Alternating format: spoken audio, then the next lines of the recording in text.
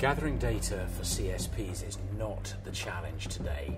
Most service providers are already overwhelmed. But turning that data into real intelligence, that is an issue. Now, with the launch of Packet Portal by JDSU, that may all be about to change. So when we look at the key issues facing the industry today, I think of three key areas. One is network and service complexity, right, continuing to go up. Everyone sees that, users see it, service providers see it.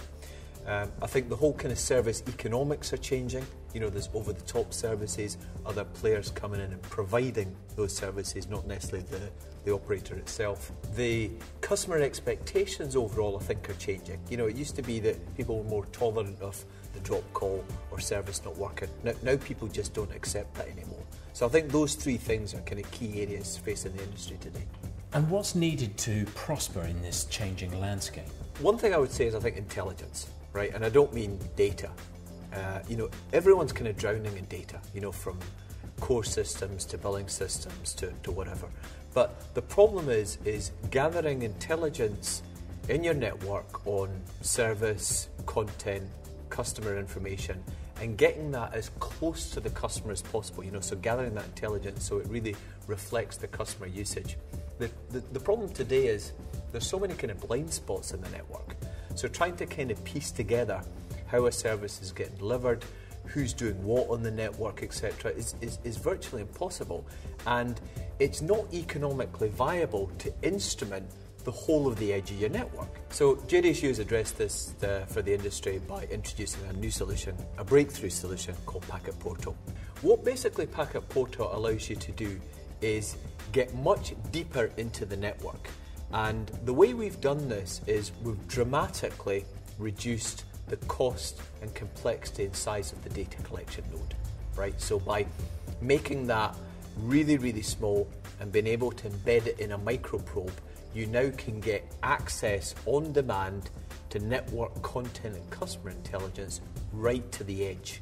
So now you can get a real view for what the customer is experiencing and bring that data back together and make that available to a whole range of applications, right? Be it to troubleshoot a service issue, to be embedded in a CRM system, to be able to do revenue generating application services which help to understand your usage in the network and reflect that in the personalised services that we can deliver. How will Packet Portal help operators to monetize this key role of theirs at the heart of the digital value chain?